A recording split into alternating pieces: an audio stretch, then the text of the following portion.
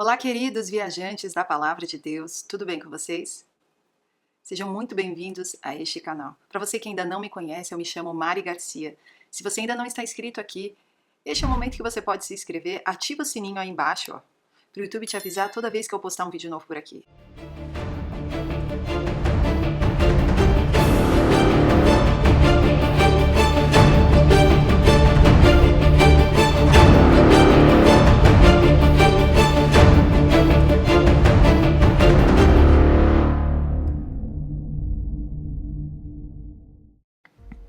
70 semanas estão decretadas para o seu povo e sua santa cidade, a fim de acabar com a transgressão, dar fim ao pecado, expiar as culpas, trazer justiça eterna, cumprir a visão e a profecia e ungir o Santíssimo.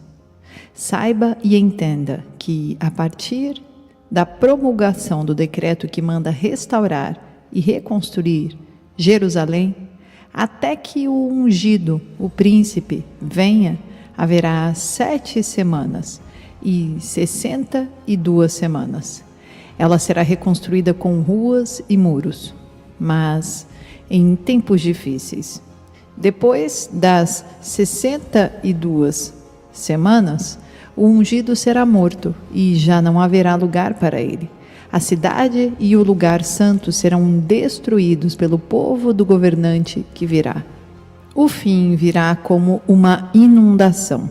Guerras continuarão até o fim, e desolações foram decretadas. Com muitos ele fará uma aliança que durará 1 semana. No meio da semana ele dará fim ao sacrifício e à oferta. E numa ala do templo será colocado o sacrilégio terrível, até que chegue sobre ele o fim, que lhe será decretado. O que o profeta Daniel está relatando nessas passagens? O que ele está querendo dizer quando fala sobre 70 semanas foram decretadas? Antes de olharmos para o texto em si, precisamos nos voltar para outra passagem do Antigo Testamento, que se encontra lá em Levítico, no capítulo 25, a partir do versículo 8. E diz assim: contem 7 semanas de anos. 7 vezes 7 anos. Essas 7 semanas de anos totalizam 49 anos. Então façam soar a trombeta no 10º dia do 7º mês, no dia da expiação. Façam soar a trombeta por toda a terra de vocês. Consagrem o 50º ano e proclamem libertação por toda a terra a todos os seus moradores. Este será um ano de jubileu, quando cada um de vocês voltará para a propriedade da sua família e para o seu próprio clã. Esta passagem de Levítico trata do ano de jubileu e fala de 1 semana de anos, onde deveria ser contado 7 vezes 7 anos. Se 1 semana de anos equivale a 7 anos, 7 semanas de anos equivalem a 49 anos. E o ano seguinte, ou seja, o 50º ano, o ano 50, logo após o 49 anos, este ano seria o ano do jubileu, onde se tocaria trombetas no dia da expiação, além de ser o ano de proclamar a libertação. Então, nos é dito que a cada 49 anos os israelitas deveriam celebrar o ano do jubileu. A palavra jubileu vem da palavra hebraica, que significa jubilar, exultar. Está relacionada a um chifre de carneiro que eles utilizavam para fazer as trombetas, para tocar as trombetas. O ano do jubileu era tocado este chifre de carneiro no dia da expiação, trazendo um significado de alegria, de libertação, de um início de ano que traria justiça e misericórdia. O 50º ano foi este ano, especial para proclamar a liberdade em toda a terra de Israel. Tudo isso aponta para a vinda de Jesus e o arrebatamento. As 70 semanas de Daniel são semanas proféticas, onde cada dia da semana equivale a um ano. Então, uma semana equivale a 7 anos. 70 semanas equivalem a 490 anos. No ano de jubileu, os indivíduos que tinham dívidas e se vendiam como escravos ou servos eram libertos dessas dívidas. Mesmo terras ou propriedades que haviam sido perdidas, para outros elas seriam devolvidas aos seus proprietários originais. Toda a celebração em si tinha a ver com a redenção de Israel, da escravidão, do pecado e da morte. É claro que aguardava a vinda de nosso Senhor Jesus, o Messias de Israel. Ele mesmo seria o jubileu, e aquele que por sua morte expiatória traria toda a justiça eterna para Israel e para o mundo inteiro. Também o toque da trombeta de carneiro prenunciou a segunda vinda de Jesus, que, de acordo também com o Novo Testamento e inúmeras passagens, acontecerá com o soar da última trombeta. O ano do jubileu não apenas aguardava a primeira vinda de Jesus, mas também a sua segunda vinda. Uma vez que toda a lei é cumprida no Messias, então ele é o nosso jubileu perpétuo como crentes. Sua morte expiatória elimina de uma vez para sempre a necessidade de todo tipo de sacrifício e oferta pelo pecado. Uma coisa a ter sempre em mente é que onde quer que a Bíblia use o número 7, está trazendo uma simbologia a uma obra completa, terminada de Deus. Por exemplo, a obra da criação de Deus foi concluída em 7 dias. O homem deveria trabalhar por 6 dias, mas descansar no 7º. Os israelitas deveriam trabalhar seus campos por 6 anos, mas dar descanso à terra a cada 7 anos. Os exércitos de Josué marcharam ao redor de Jericó 7 vezes antes que a cidade caísse.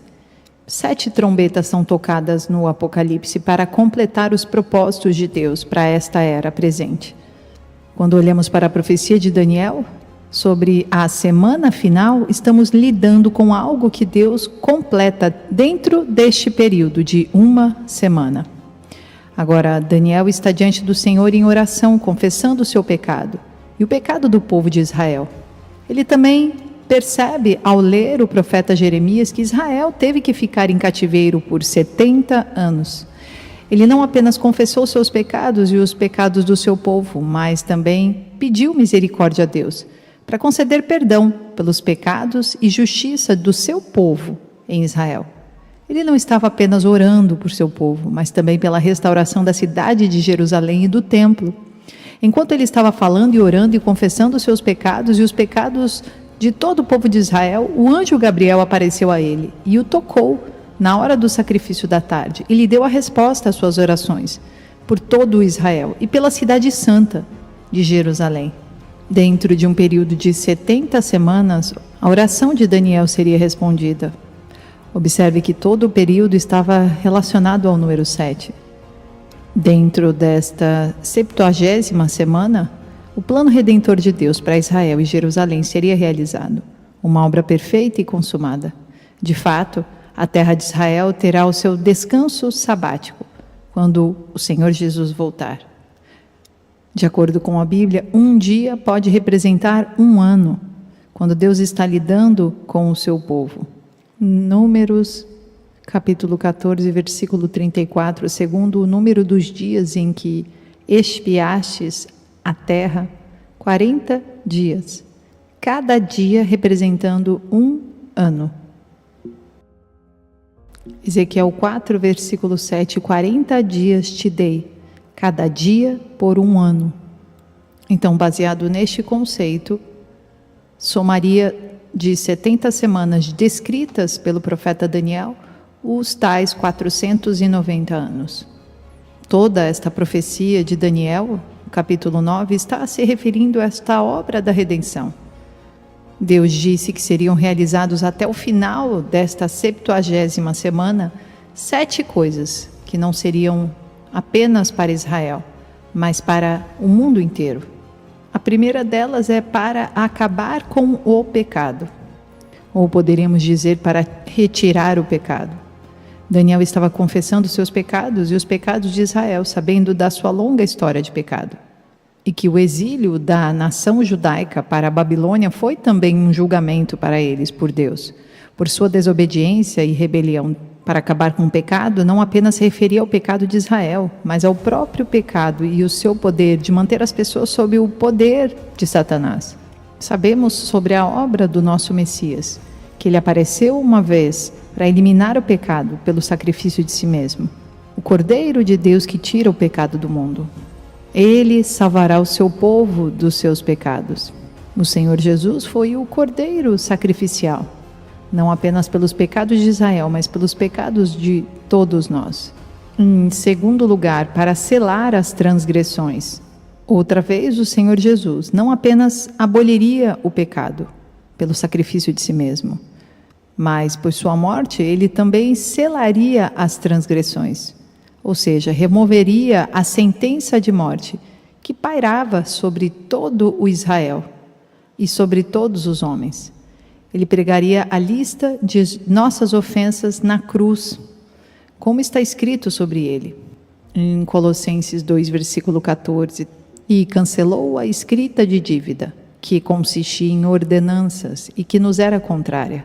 Ele a removeu, pregando-a na cruz. E tendo despojado os poderes e as autoridades, fez deles um espetáculo público, triunfando sobre eles na cruz. Portanto, permitam que ninguém o julgue pelo que vocês comem ou bebem, ou com relação a alguma festividade religiosa, ou a celebração das luas novas ou dos dias de sábado. Essas coisas são sombras do que haveria de vir. A realidade, porém, encontra-se em Cristo.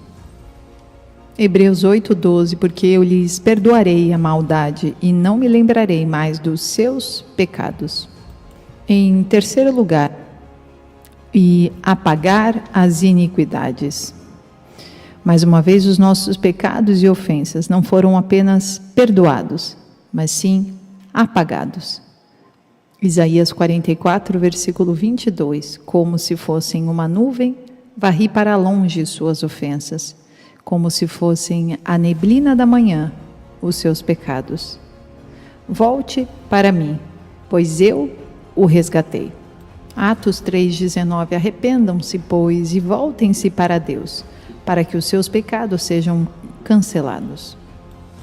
Em quarto lugar, e para fazer expiação das iniquidades.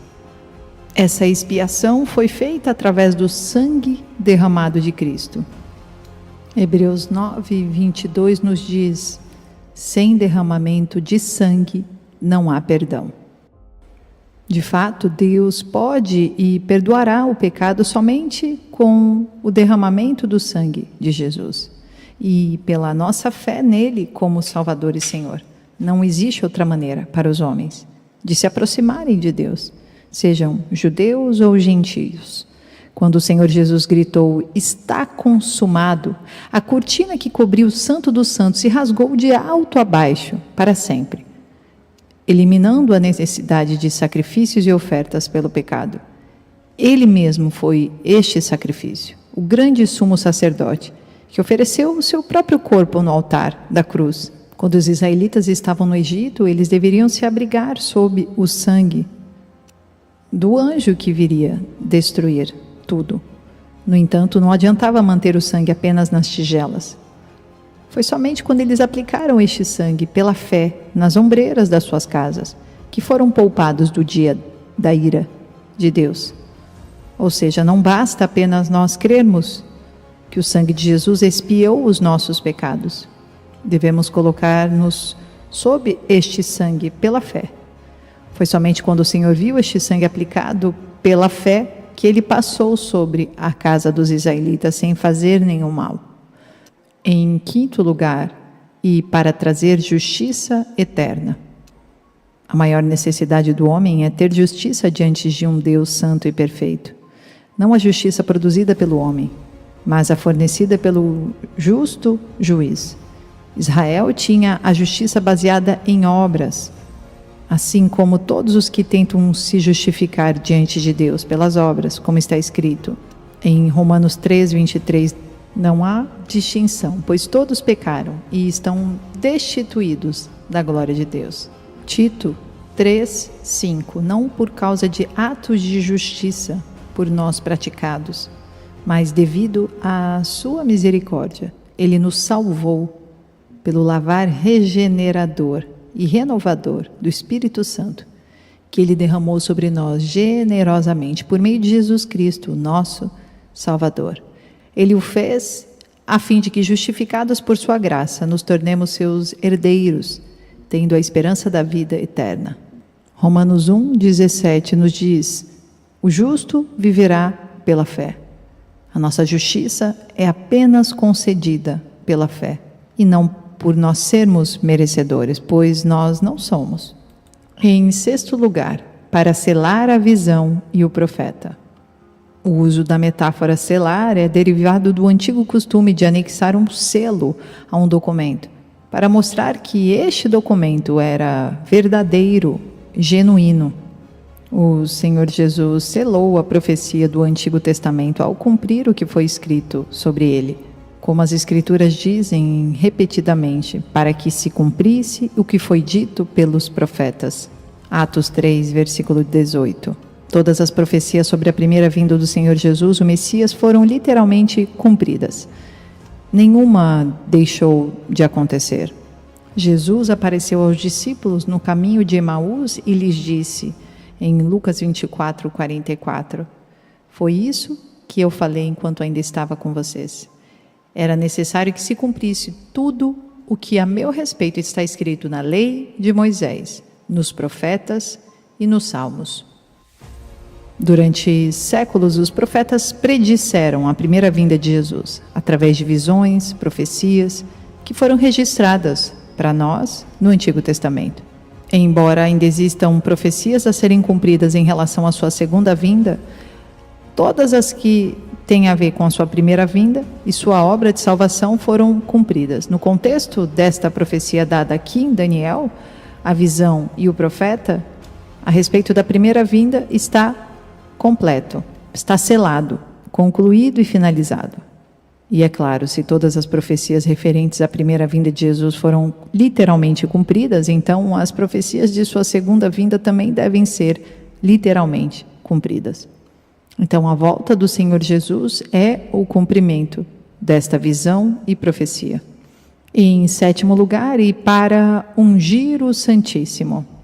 Na Bíblia, o próprio Senhor Jesus é chamado de o Santo, ou o Santo de Deus. E assim como a Shekinah desceu sobre o templo para descansar sobre o propiciatório na Arca da Aliança, o Espírito Santo desceu para repousar sobre o Senhor Jesus Cristo, Yeshua, Hamashia, o templo vivo de Deus na carne. De fato está escrito sobre ele, o Espírito do Senhor está sobre mim, porque ele me ungiu para pregar boas novas aos pobres. Ele me enviou para proclamar liberdade aos presos e recuperação de vista aos cegos, para libertar os oprimidos e para proclamar o ano da graça do Senhor. Lucas 4, versículo 18. O ano do favor do Senhor, é claro, foi o ano do jubileu. Através da obra do Messias haveria um ano de jubileu anunciado para Israel e para todos os que invocassem o nome do Senhor para serem salvos. O próprio Senhor Jesus é o cumprimento da lei e dos profetas em si mesmo, e ele também é o nosso jubileu eterno. Então, as 7 coisas mencionadas nesta passagem foram todas cumpridas pela obra de Jesus na cruz, uma obra perfeita, um trabalho finalizado, como está escrito a respeito dele em Hebreus 10, versículo 14, porque por meio de um único sacrifício, ele aperfeiçoou para sempre os que estão sendo santificados. Oremos, queridos. Senhor, obrigada por esta mensagem.